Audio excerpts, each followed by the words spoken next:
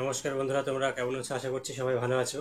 তো তোমরা দেখছো তোমাদের সেই প্রিয় YouTube channel emergency blog video. তো যাই হোক, আজকে যে জিনিসটা বলার জন্য তোমাদের কাছে আসা, সেটা যদিও একটা খুব খারাপ সংবাদ, তো তবুও তোমাদের সামনে বলতে হচ্ছে খারাপ সংবাদটা কি। তো তোমরা ইতিমধ্যেই জেনে গিয়েছো যে ওবিসি সার্টিফিকেট যা ছিল সমস্ত বাতিল হলো। তো এমনটা ব্যাপার না। 2010 সাল থেকে 2024 সাল পর্যন্ত তোমরা যে সমস্ত ওবিসি সার্টিফিকেট বের করেছো, সেগুলোকে কলকাতা হাইকোর্টের রায়ে বাতিল করা হয়েছে। এই খবরটা তোমরা অনেকেই জানো। তো আরও বিস্তারিতভাবে আমি তোমাদের সামনে সেই জিনিসটা বলার চেষ্টা করব। কারণ তোমরা যারা আমার চ্যানেলের সাবস্ক্রাইবার আছো, তাদের কাছে তো জিনিসগুলো আমাকে পৌঁছাতেই হবে। এছাড়া তোমরা যারা এখনও তোমাদের এই প্রিয় YouTube channel emergency blog video চ্যানেলটিকে সাবস্ক্রাইব করোনি, তাদের কাছে অনুরোধ করব তোমরা এই ভিডিওটি দেখতে দেখতেই চ্যানেলটিকে সাবস্ক্রাইব করে দাও এবং পাশে থাকা বেল আইকনটিকে বাজিয়ে দাও, যাতে করে এর পরবর্তীকালে যখন আমি কোনো ভিডিও ছাড়বো, সেটা যাতে সবার আগে তোমাদের কাছে পৌঁছে যায়। এবং তোমরা ভিডিওটা স্কিপ করবে না, যারা দেখতে থাকছো স্কিপ করবে না, পুরোটা দেখো। তো 2010 সাল থেকে 2024 সাল পর্যন্ত এই সময়ের মধ্যে যে সমস্ত ওবিসি বন্ধুরা সার্টিফিকেট বের করেছে, ওবিসি সার্টিফিকেট অর্থাৎ কাস্ট সার্টিফিকেট, বিভিন্ন চাকরির পরীক্ষায় তোমরা সেই সার্টিফিকেট জমা দিয়েছো এবং তারপরে সেই সংরক্ষণ অনুযায়ী তোমরা হয়তো চাকরিও পেয়ে গিয়েছো।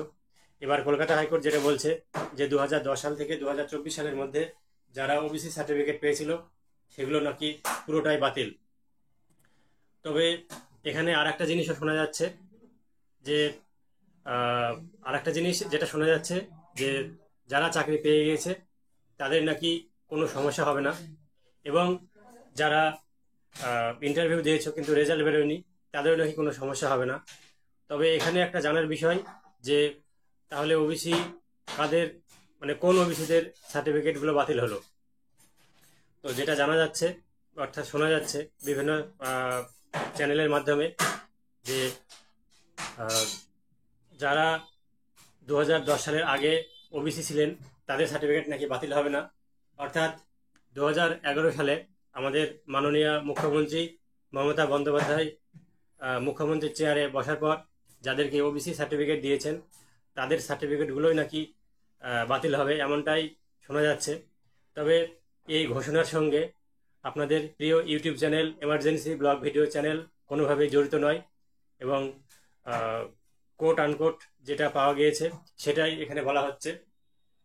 অর্থাৎ আমিও বিভিন্ন জায়গা থেকে এটা জেনেছি এবং আপনাদেরকেও সেটা বলছি। আপনারা হয়তো বিভিন্ন জায়গায় জিনিসগুলো শুনেছেন বা জেনেছেন। তো যাই হোক, ব্যাপারটা খুবই সমস্যার।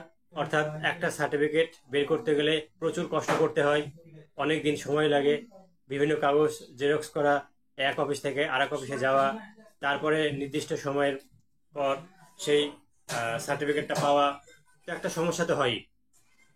তো সেই হিসাবে বলবো যে আপনাদের একটা তো সমস্যা তৈরি মনে হচ্ছে, হলেও হতে পারে, আবার দেখা যাক সামনের দিনগুলোতে কি হয়। হয়তো যদি এই সমস্যার সমাধান হয়, তাহলে হয়তো সার্টিফিকেটগুলো থেকে যায়।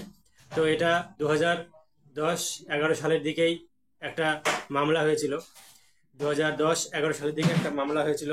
সেই মামলার রায়ে 2024 সালে এমনই একটা সংবাদ উঠে এসেছে, অর্থাৎ ওবিসি বন্ধুদের কাছে একটা সমস্যার সংবাদ।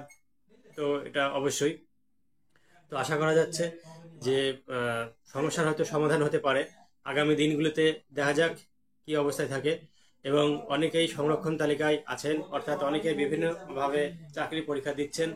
তো যেটা শোনা যাচ্ছে যে যারা চাকরি পেয়ে গিয়েছেন তাদের কোনো সমস্যা হবে না, এবং যারা চাকরির জন্য ফর্ম ফিল আপ করেছেন এখনো পরীক্ষা হয়নি, তাদেরও কোনো সমস্যা হবে না।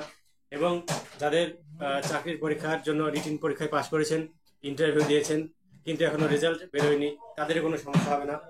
তবে দেখার বিষয় একটাই যে তাহলে সমস্যাটা কাদের হবে, এই জিনিসটা ভবিষ্যৎ বলবে। অর্থাৎ কাদের সমস্যা হবে অর্থাৎ কাদের সমস্যা হবে না, এটা পুরোটাই আদালতের ব্যাপার, বিচারের ব্যাপার। তার জন্য এই চ্যানেলে থাকতে হবে, এবং পরবর্তীকালে এই সম্পর্কে কোনো আপডেট আসলে আপনাদের কাছে অবশ্যই আমি পৌঁছে দেব আপনাদের সেই প্রিয় YouTube channel emergency blog video চ্যানেলের মাধ্যমে। তাই আপনাদেরকে বলবো যে আপনারা কাইন্ডলি চ্যানেলটিকে সাবস্ক্রাইব করে রাখুন এবং পাশে থাকা বেল আইকনটিকে বাজিয়ে দেবেন।